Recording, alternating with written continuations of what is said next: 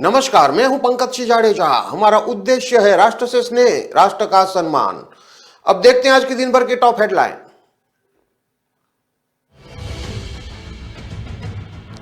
Paper leak mastermind का घर तोड़ने में लगे 19 लाख रुपए, 9 लाख में तोड़ी गई कोचिंग, वसूला जाएगा पूरा खर्च। थाईलैंड में है आरोपी।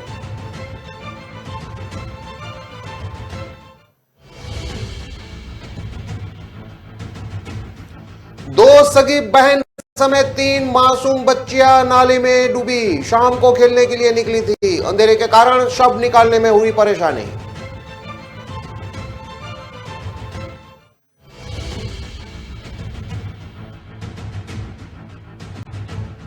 राजसमंद में साइबर थाने की शुरुआत। ठगी की वारदातें रोकने एसपी ऑफिस में खोला नया थाना।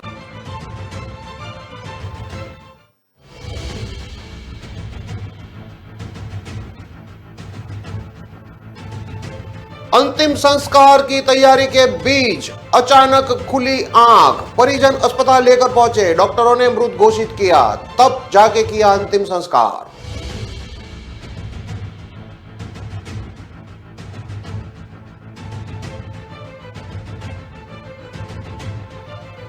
और किडनैप के 4 आरोपी गिरफ्तार। एक्सीडेंट के बाद किया था किडनैप। ट्रक और ड्राइवर को कराया मुक्त।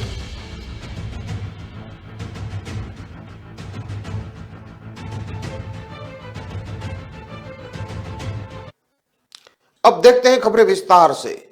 सीनियर टीचर भर्ती पेपर लीक करने के मास्टरमाइंड भूपेंद्र सारण को जयपुर जेडीए ने अब एक और नोटिस दिया है। सारण के अलावा डॉक्टर जेडीए ने जिस बिल्डिंग में अधिगम कोचिंग सेंटर चला रहा था, उस भवन के मालिक अनिल अग्रवाल को भी नोटिस भेजा है। दोनों को करीब 28 लाख रुपए का बिल थमाया गया है। दोनों से बिल्डिंग तोड़ने पर हुई खर्च की राशि देने के लिए कहा है। खर्च की राशि 7 दिन में जमा करवानी होगी। पैसा जमा नहीं करवाने पर जेडीए ने कार्रवाई की चेतावनी दी है। जेडीए के मुख्य प्रवर्तन नियंत्रक रघुवीर शनि ने बताया कि जेडीए एक्ट में प्रावधान है कि अगर कोई अवैध निर्माण जेडीए की ओर से हटाया जाता है तो उसे हटाने पर खर्च होने वाली राशि अवैध निर्माणकर्ता से वसूली जाए। इसी के तहत यह नोटिस जारी किए गए हैं। आपको बता दें कि 9 जनवरी को जेडीए ने पेपर लीक के मास्टरमाइंड भूपेंद्र सारण, सुरेश ढाका के कोचिंग इंस्टीट्यूट अधिगम पर कार्रवाई की थी। जिस बिल्डिंग में कोचिंग संचालित थी उसे गिरा दिया गया था।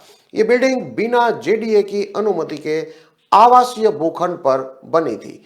इसके बाद जेडीए ने 13 जनवरी भूपेंद्र सारण के अजमेर रोड रजनी विहार स्थित मकान को तोड़ने की कार्रवाई शुरू की थी।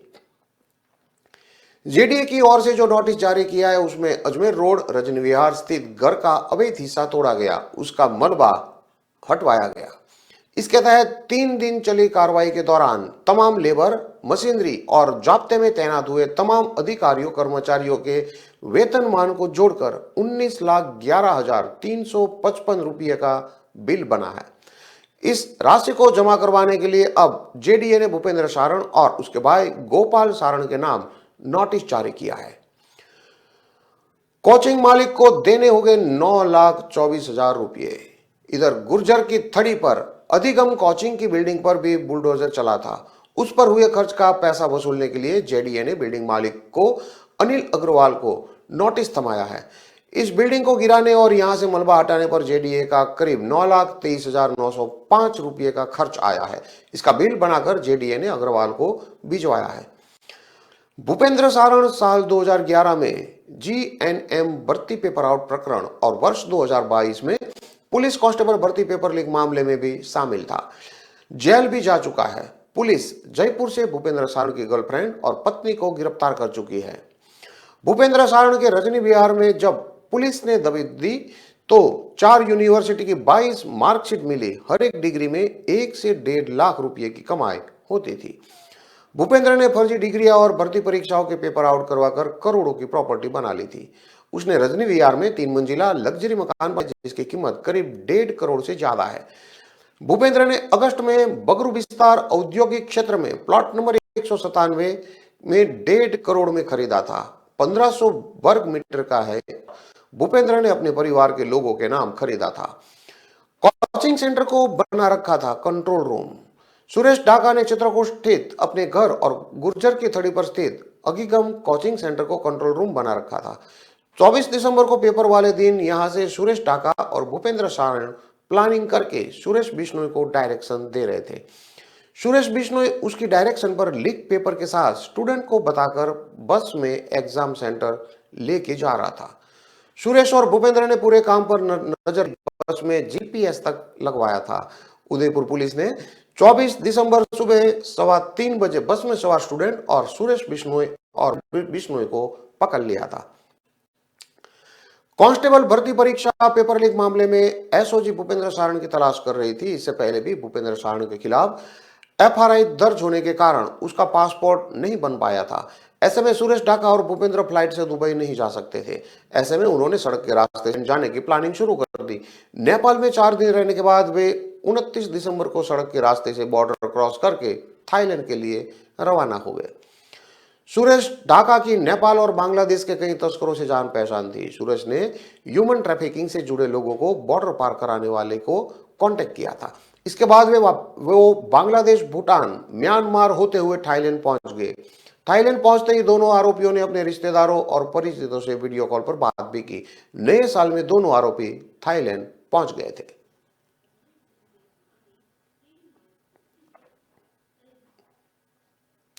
देश भर में मंगलवार को बालिका दिवस मनाया जा रहा था और जगह जगह बालिकाओं को सम्मानित किया जा रहा था। लेकिन टोंक के देवली थाना क्षेत्र में देर शाम एक बुरी खबर सामने आई।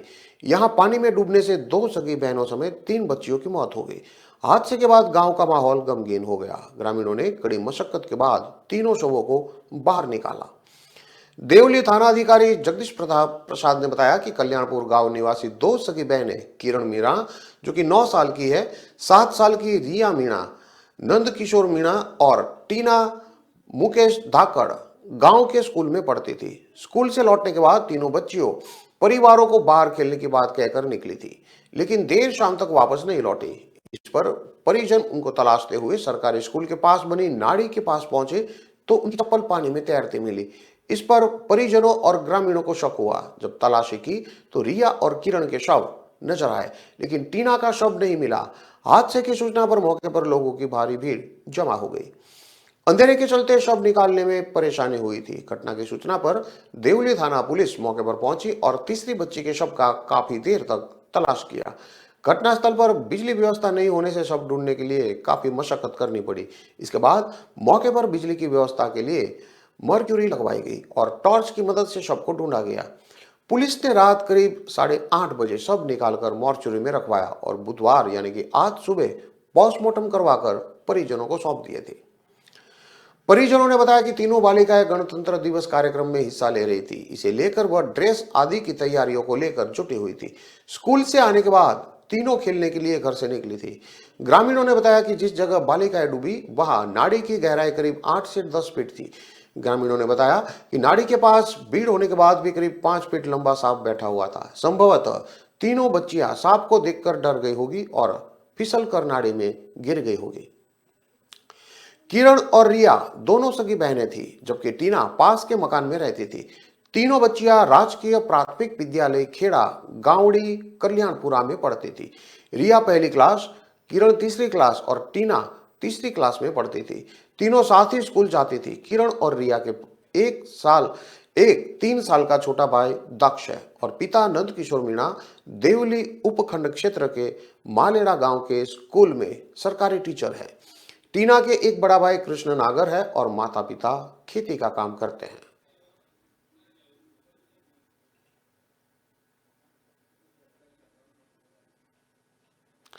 साइबर क्राइम के बढ़ते मामले और राज्य सरकार के निर्देश मिलने पर मंगलवार को राजसमंद में साइबर थाने का जिला पुलिस अधीक्षक सुधीर चौधरी ने शुभारंभ किया।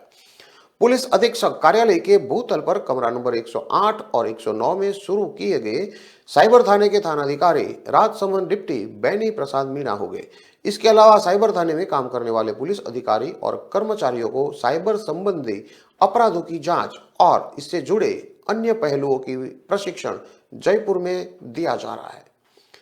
इस अवसर पर राजसमंद जिला पुलिस अधीक्षक ने साइबर क्राइम की जानकारी देते हुए बताया कि साइबर क्राइम की रोकथाम और अपराधियों को पकड़ने के लिए थाने की स्थापना की गई है।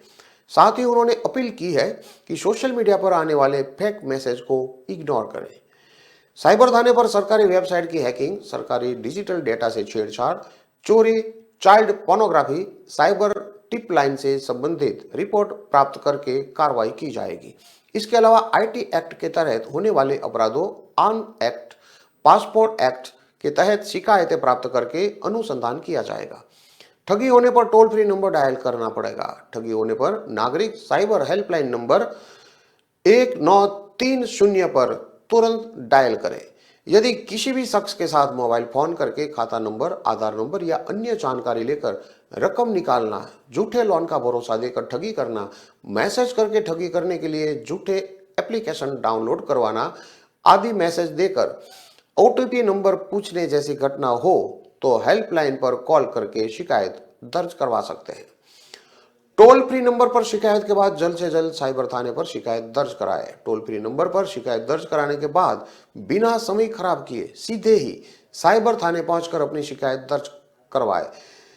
जिले में साइबर ठगी के मामले में वर्ष 2022 में 7,68,291 रुपये परिवादी के खातों में पुनः रिफंड करवाए गए थे।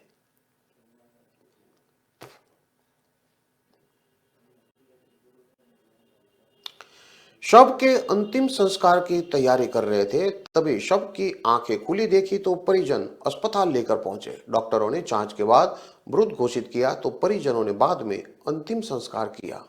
मामला रेवदर उपखंड मुख्यालय स्थित इंदिरा कॉलोनी विस्तार का है। इंदिरा कॉलोनी रेवदर निवासी रेवाराम दर्जी की बीमारी के चलते सोमवार देर शाम को मौत हो गई थी। रात भर रोते रहे और सुबह उन्होंने अंतिम संस्कार की तैयारियां परिजनों ने शुरू की। इसी दौरान किसी की नजर बॉडी पर गई तो उन्हें लगा कि यह वापस जिंदा हो गए हैं। इस पर परिजन उसे लेकर अस्पताल पहुंच गए। अस्पताल में मौजूद डॉक्टरों ने उसकी ईसीजी करवाई और ईसीजी देखने के बाद उसे मृत घोषित कर दिया। इस पर परिजन वापस उसे लेकर घर लौटे और दोपहर को रेवाराम दर्जी का अंतिम संस्कार किया। इधर मृतक के समाज के लोगों ने कहा कि अस्पताल पहुंचने के कुछ देर बाद रेवाराम ने दम तोड़ा। मंगलवार देर शाम तक यह मामला लोगों के बीच काफी चर्चा का विषय बना रहा। रेवाराम दर्जी की कस्बे में ही एक दुकान है जहां वह कई दशक से लोगों के कपड़े सिलते थे।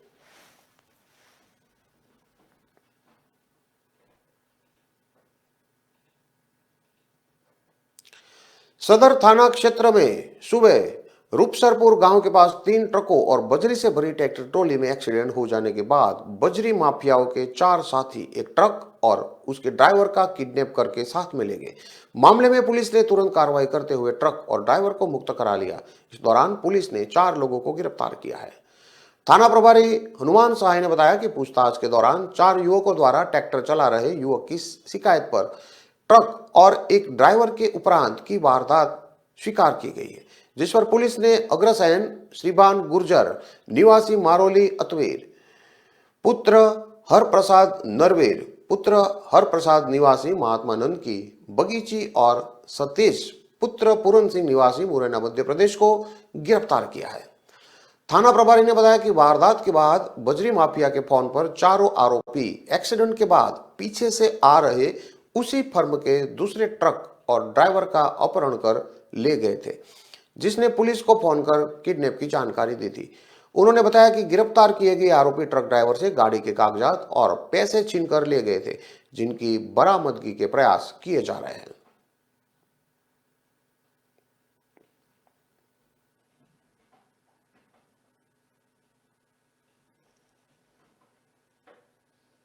खबरों में लेते हैं अब एक छोटा सा विराम।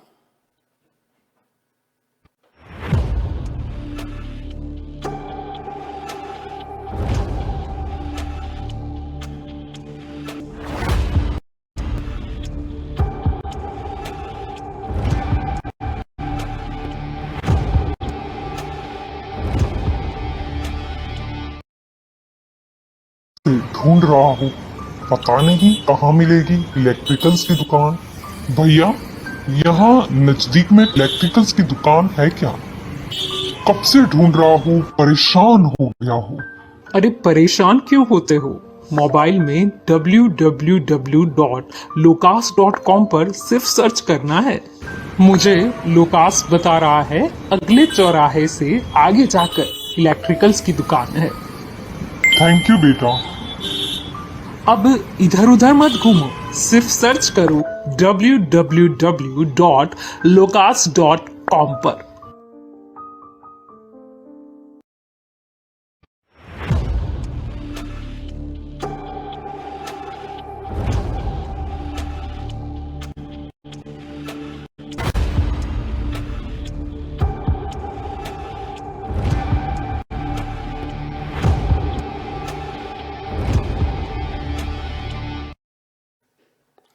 विराम के बाद एक बार फिर से आपका स्वागत है। अब देखते हैं आगे की और खबरें। जिले की पॉक्सो कोर्ट ने नाबालिग से गैंग रेप मामले में 2 आरोपियों को दोषी करार दिया है। कोर्ट ने मुख्य दोषी और उसके सहयोगी को आजीवन कारावास की सजा सुनाई है। वहीं मुख्य दोषी पर 3,15,000 और सहयोगी पर 2,15,000 रुपये का जुर्माना भी लगाया है। कुआं थाने में 22 सितंबर 2021 को यह मामला दर्ज हुआ था। पॉक्सो कोर्ट के सरकारी वकील योगेश जोशी ने बताया कि 22 सितंबर 2021 को थाना क्षेत्र निवासी एक नाबालिग ने मामला दर्ज कराया था। रिपोर्ट में नाबालिग ने बताया था कि 21 सितंबर 2021 को वह अपने खेत पर घास काट रही थी। इस दौरान नया तालाब चाडोली निवासी चंदूलाल उर्फे संदीप हलिया और नीलेश कांतिलाल बाइक लेकर वहां पर आए थे। इसके बाद चंदूलाल और नीलेश उसे जबरन बाइक पर बैठाकर एक सुनसान जगह पर ले गए, जहां पर चंदूलाल ने उसके साथ रेप किया। वहीं नीलेश ने उसका सहयोग किया। इसके बाद दोनों ने उसे किसी को बताने पर जान से मारने की धमकी दी। पीड़िता की रिपोर्ट पर कुआं थाना पुलिस ने चंदूलाल और नीलेश के खिलाफ मामला दर्ज किया और दोनों आरोपियों को गिरफ्तार किया।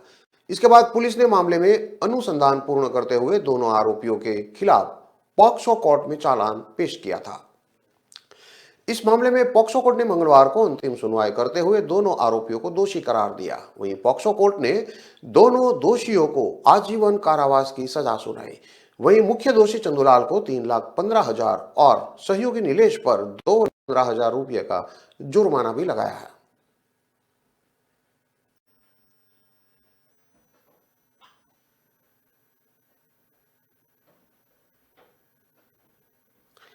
सिक्कर के खंडेला इलाके में आज खुदाई के दौरान भगवान विष्णु की एक मूर्ति मिली है। दरअसल यह मनरेगा मजदूर खुदाई कर रहे थे। इस दौरान उन्हें यह मूर्ति दिखी। मूर्ति बाहर निकालकर उन्होंने मूर्ति का दूध से स्नान भी करवाया। श्रमिकों ने इसकी सूचना उच्च अधिकारियों को दी, जिसके बाद नगर पालिका ईओ मौके पर पहुंच गई। फिलहाल इसकी जानकारी जिला प्रशासन और पुरातत्व विभाग को दी गई है। वहीं पौराणिक मान्यताओं की माने तो इस जगह को बूढ़ा पुष्कर के नाम से भी जाना जाता है।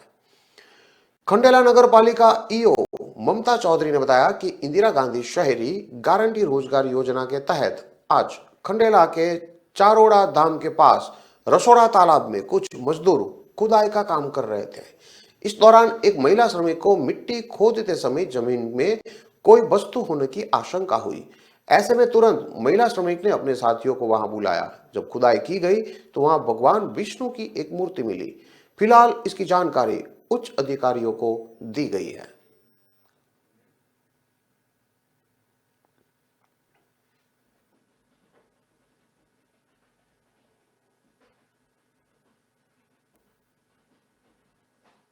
बीकानेर के जामसर थाना एरिया में लगे सोलर प्लांट से चोरी करने के आरोप में पुलिस ने एक युवक को गिरफ्तार किया है।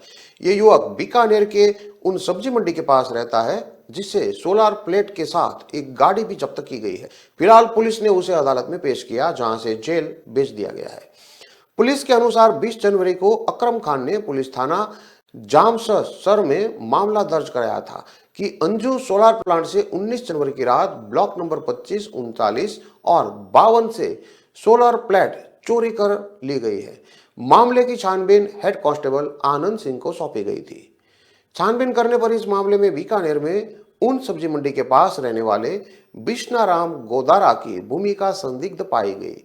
उसके घर पहुंचकर पुलिस ने छानबीन की तो वहां से चोरी की गई 4 सोलर प्लेट और चोरी में काम में ली गई मिली। गिरफ्तारी के बाद उसे अदालत में पेश किया गया, जहां से उसे जेल में आदेश हुए। बीकानेर में सोलर प्लांट बड़ी संख्या में लग रहे हैं। ऐसे में यहां से प्लेट चोरी करने के मामले भी बढ़ रहे हैं। खासकर कौलायत और खाजूवाला एरिया में सोलर प्लेट चोरी हो रही है और यहीं से चोर बाजार में ये प्लेट बेची जा रही है। सस्ती दर पर प्लेट खरीदने के चक्कर में लोग चोरी का सामान घर ले जाते हैं। ऐसे लोगों पर भी पुलिस कार्रवाई की तैयारी में है।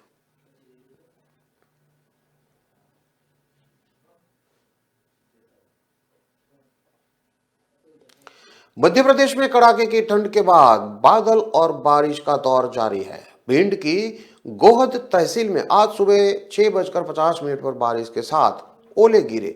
रात में भी ओले गिरे और बारिश हुई। टीकमगढ़ में रात 12 बजे के बाद तेज बारिश हुई। देवास, गुना, मुरैना में भी पानी गिरा है। वरिष्ठ मौसम वैज्ञानिक वेद प्रकाश सिंह ने बताया कि 14 जनवरी से नया वेस्टर्न डिस्टर्बेंस एक्टिव हो गया है। इससे गहरे बादल आएंगे। 26 से 28 जनवरी के बीच ग्वालियर, चंबल, बुंदेलखंड, सागर और रीवा संभाग में हल्की बारिश हो सकती है। भोपाल, ग्वालियर और इंदौर में भी बूंदाबांदी के आसार है। में गरज चमक भी हो सकती है। पिछले एक सप्ताह से कई जिलों में बारिश हो रही है। खासकर सतना, रीवा, गुना, दतिया, छतरपुर और पन्ना भीग रहे हैं।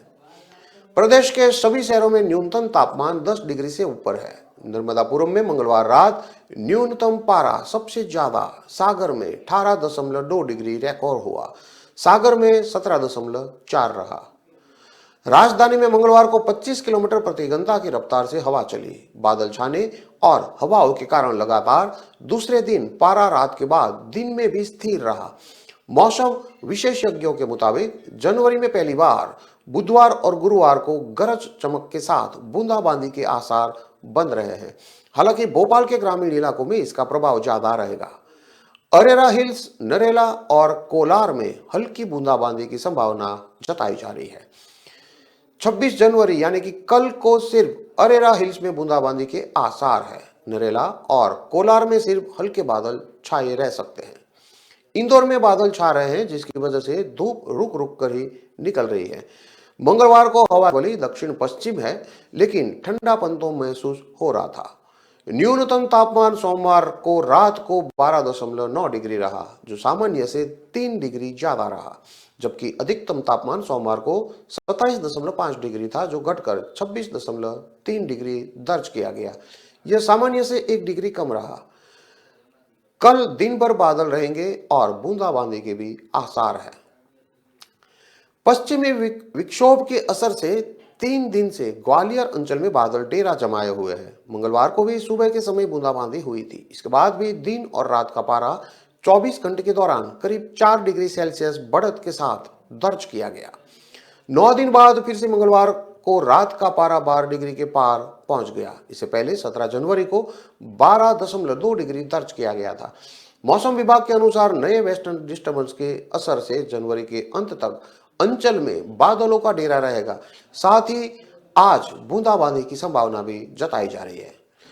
दूसरी तरफ ग्वालियर शहर में 3 दिन में रात का पारा दो गुना तक चढ़ा हुआ है।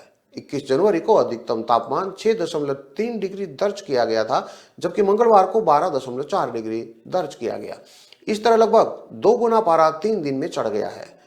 रात का पारा सामान्य से 5 डिग्री से ऊपर होने के कारण अब कड़ाके की सर्दी से लोग राहत में रहे हैं। मंगलवार को सुबह से बादल छाए थे। इस दौरान बूंदाबांदी भी हुई। पिछले दिन की तुलना में अधिकतम तापमान 4 डिग्री बढ़त के साथ 23.4 डिग्री दर्ज किया गया। न्यूनतम तापमान 3.6 डिग्री बढ़त के साथ 12.4 डिग्री दर्ज किया गया। यह सामान्य से 5.4 डिग्री सेल्सियस कम रहा। पिछले 2 दिन से दिन और रात में ठंड का असर कम हो गया है। जनवरी के पहले सप्ताह में कड़ाके की ठंड थी। छतरपुर के 9 गांव में तो पारा माइनस तक पहुंच गया था। ग्वालियर समेत पूरा प्रदेश कड़ाके की ठंड से ठिठुर गया था। 18 जनवरी से मौसम में थोड़ा बदलाव हुआ और पारे में बढ़ोतरी हो गई। वर्तमान में कई शहरों में दिन का पारा 30 डिग्री के पार पहुंच गया है, लेकिन अमरिया ऐसा शहर है जहां पर मंगलवार को दिन का अधिकतम तापमान 32.7 डिग्री सेल्सियस दर्ज किया गया। खंडवा, दमोह में 31 और जबलपुर, सीधी और खरगोन में 30 डिग्री से ज्यादा तापमान रहा। रात के तापमान की बात करें तो ज्यादातर शहरों में पारा 10 डिग्री से ज्यादा ही है। इनमें सागर में सबसे ज्यादा 16.9 और नर्मदापुरम में 16.7 डिग्री दर्ज किया गया।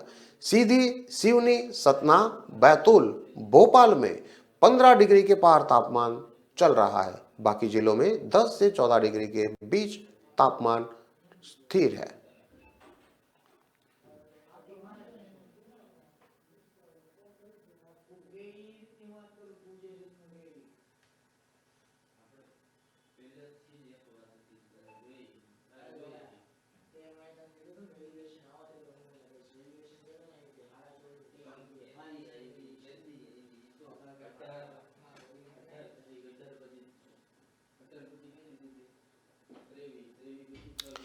इन सभी खबरों को विस्तार से पढ़ने के लिए आप हमारे वेबसाइट का भी प्रयोग कर सकते हैं। हमारा वेब का पता है www.kalamkartavya.com। हमारी कलम ही हमारा कर्तव्य है के उद्देश्य के साथ खबरों को आप राष्ट्र प्रथम के साथ देखते रहिए। नमस्कार।